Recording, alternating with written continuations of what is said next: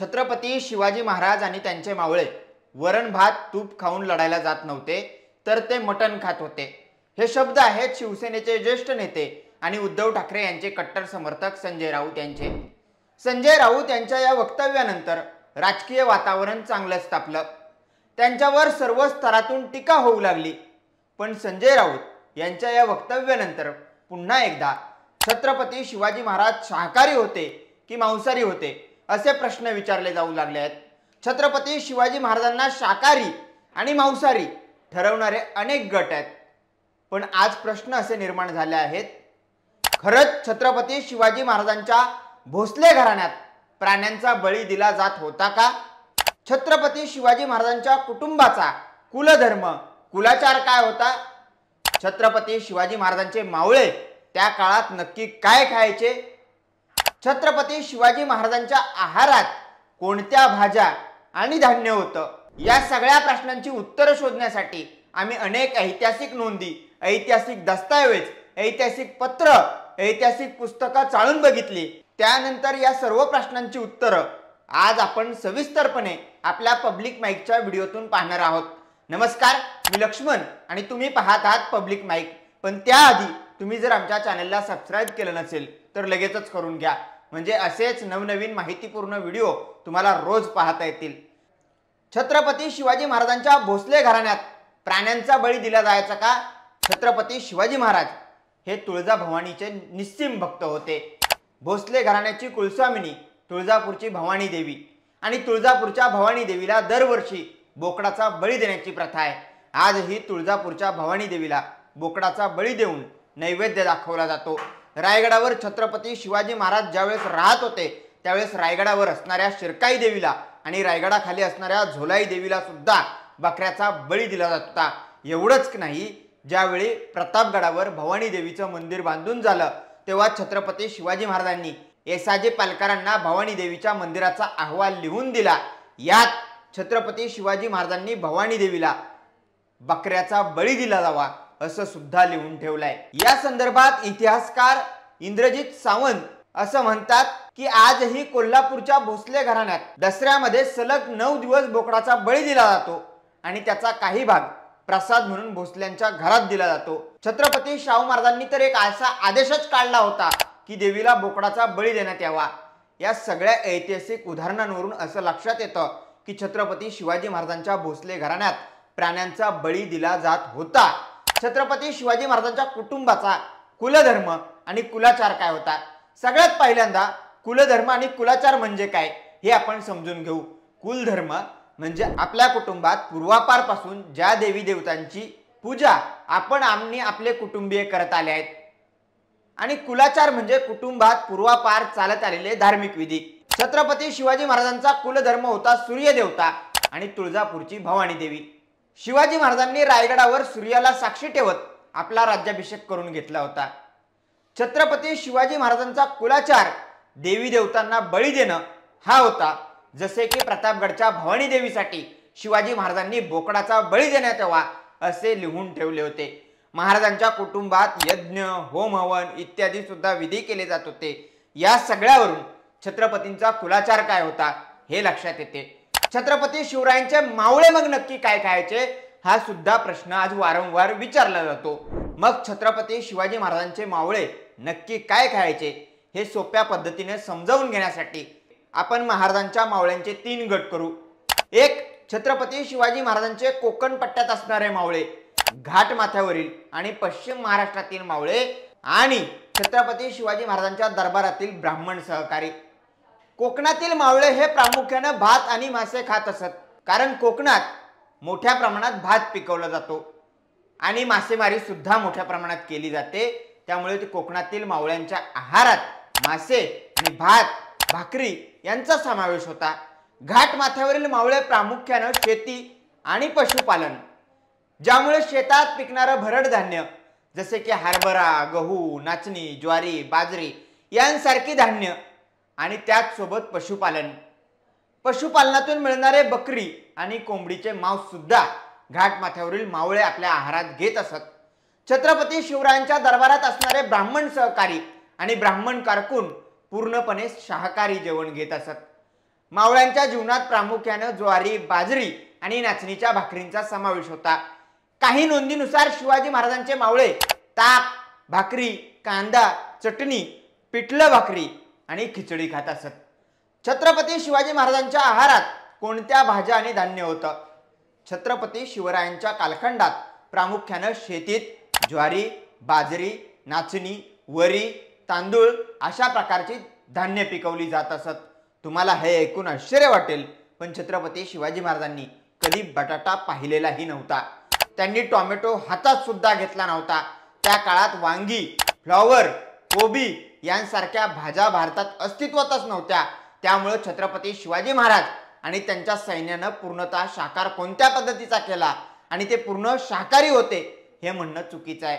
मग छत्रपती शिवाजी महाराजांच्या आहारात नक्की त्या काळात कोणत्या प्रकारच्या भाज्या होत्या, कोणत्या प्रकारचं धान्य होतं? तर नाचणीची भाकरी, बाजरीची भाकरी, तांदूळ आणि डाळ मिक्स करून बनवलेली खिचडी, त्या काळात मिळणारी हंगामी फळं जसं की कोकणातील आंबा, फणस यांसारखी फळं आणि भाजीपाला म्हणजेच रानात मिळणाऱ्या भाज्या यांसारख्या भाज्यांचा समावेश छत्रपती शिवाजी महाराजांच्या आहारात होता. अनेक ऐतिहासिक नोंदी आणि पत्रांवरून असं स्पष्ट सुद्धा होतं की छत्रपती शिवाजी महाराज ज्यावेळेस आग्र्याच्या कैदेत होते त्यावेळेस ते फक्त सुकामेवा म्हणजे ड्रायफ्रुट्स आणि एकच वेळ जेवत असत. सगळ्यात महत्त्वाचा प्रश्न, छत्रपती शिवरायांनी कधी चिकन मटण खाल्लं असेल का? हा प्रश्न नेहमीच सगळ्यांना सतावत असतो. कवी परमानंद यांनी छत्रपती शिवाजी महाराजांवर शिवभारत नावाचा ग्रंथ लिहिलाय. त्या ग्रंथात कवी परमानंद असं लिहितात की छत्रपती शिवाजी महाराज मिताहारी होते. म्हणजेच काय, छत्रपती शिवाजी महाराज दिवसातून केवळ एकदाच जेवत असत आणि कमी प्रमाणात जेवत असत. यात ते कुठेही असं म्हणत नाहीत की छत्रपती शिवाजी महाराज मांसाहार घेत नव्हते किंवा चिकन मटण खात नव्हते. त्या काळात थेओनेट नावाचा फ्रेंच प्रवासी महाराष्ट्राच्या प्रवासावर आला होता. त्याने छत्रपती शिवाजी महाराजांना प्रत्यक्ष भेट दिली नसली तरी तो छत्रपती शिवाजी महाराजांच्या अनेक मावळ्यांना भेटला होता. त्यावरून त्याने छत्रपती शिवाजी महाराजांबद्दल असं लिहिलंय की शिवाजी महाराज दिवसातून केवळ एकदाच जेवण घेत असत आणि त्यांच्या जेवणात प्रामुख्याने फळं असत.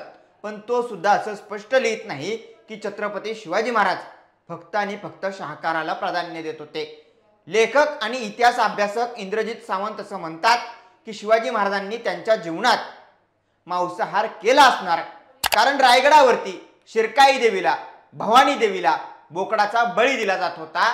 तेव्हा एक अशी परंपरा आहे की त्यातला अर्धा भाग किंवा काही वाटा हा प्रसाद म्हणून त्या घरामध्ये दिला जातो. हा प्रसाद छत्रपती शिवाजी महाराजांच्या घरात सुद्धा दिला जायचा. आजही कोल्हापूरमध्ये ज्या वेळेस बोकडाचा बळी देवीला दिला जातो त्यावेळेस त्यातला काही भाग हा कोल्हापूरच्या छत्रपती घराण्यात दिला जातो आणि तो प्रसाद म्हणून ग्रहण सुद्धा केला जातो. इतिहासकार इंद्रजित सावंत शिवराज्याभिषेकातली एक घटना सांगतात.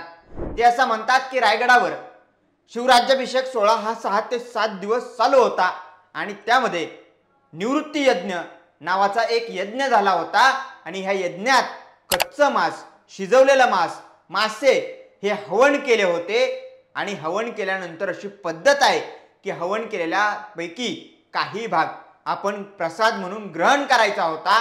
यावरून आपण विचार केला पाहिजे की छत्रपती शिवाजी महाराज नक्की काय खात होते. म्हणजेच काय, छत्रपती शिवाजी महाराजांनी चिकन आणि मटण सेवन केले होते असं इंद्रजित सावंत यांचं म्हणणं आहे. सिंधुदुर्ग किल्ल्यावर शिवपातेश्वर नावाचं शिवाजी महाराजांचं एक मंदिर आहे. त्या मंदिरासमोर दरवर्षी छत्रपती शिवाजी महाराजांची जी तलवार ठेवलेली आहे त्या तलवारीनंच बळी दिला जातो. हा बळी खुद्द छत्रपती शिवाजी महाराजांना दिला जातो.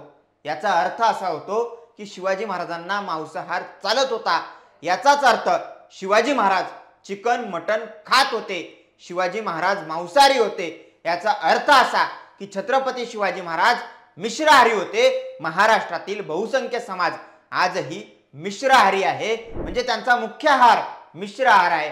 म्हणजेच काय, शेतीत पिकणाऱ्या धनधान्यासोबत समुद्रातून पाण्यातून मिळणाऱ्या माशांसोबत बोकडाचे मांस, चिकन हे सगळं इथल्या सामान्य माणसाच्या आहारात आहे. हे सगळं छत्रपती शिवाजी महाराजांच्या आहारात सुद्धा होतं. छत्रपती शहाजीराजे तर शिकारीला जायचे आणि शिकार फक्त मनोरंजनासाठी करत नव्हते, तर त्या शिकारीचा काही भाग छत्रपती शहाजीराजे स्वतः खात सुद्धा होते. एवढंच काय, छत्रपती संभाजी महाराजांना माशांमध्ये विष देण्याचा प्रयोग केला होता हे अनेक पत्रांवरून स्पष्ट झालं आहे. यावरून छत्रपतींच्या कुटुंबात चिकन, मटण, मासे खाल्ले जात होते हे स्पष्ट होतं. या सगळ्या उदाहरणावरून आणि सगळ्या पुराव्यावरून, इतिहासाच्या सगळ्या दाखल्यांवरून, पत्रांवरून असा निष्कर्ष निघतो की छत्रपती शिवाजी महाराज सुद्धा चिकन, मटण खात असणार याचीच शक्यता जास्त आहे. आज छत्रपती शिवाजी महाराजांना शाकाहारीकरण करून त्यांना पूर्णतः शाकाहाराच्या बाजूने उभं केलं जातंय, एका धर्माच्या विरोधात उभं केलं जातंय. पण छत्रपती शिवाजी महाराज इथल्या बहुसंख्य समाज मनावरती राज्य करणारे राजे होते आणि महाराष्ट्रातला बहुजन समाज त्यांचा मुख्य आहार हा मिश्र आहार आहे. म्हणजेच काय, त्यांच्या जीवनात चिकन, मटण, मासे यांचा समावेश आहेच, त्यासोबत त्यांच्या जीवनात फळे, भाज्या, कडधान्य, भाकरी यांचा सुद्धा समावेश आहे. छत्रपती शिवाजी महाराज आणि त्यांचे मावळे हे चिकन, मटण, मासे खात असणार हेच सगळं या सगळ्यावरून सिद्ध होतं. मग आज छत्रपती शिवाजी महाराज आणि त्यांचे मावळे नक्की काय खात होते यावरून वाद प्रतिवाद होत आहेत. पण छत्रपती शिवाजी महाराज आणि त्यांच्या मावळ्यांनी 350 वर्षापूर्वी या महाराष्ट्राला एक नवीन दिशा देण्याचं काम केलं. मेलेल्या माणसांच्या मनात स्वातंत्र्याची ज्योत पेटवण्याचं काम शिवाजी महाराजांनी केलं. इथं सर्वात पहिल्यांदा आम्ही स्वतंत्र सुद्धा होऊ शकतो हे दाखवून देण्याचं काम छत्रपती शिवाजी महाराजांनी केलं.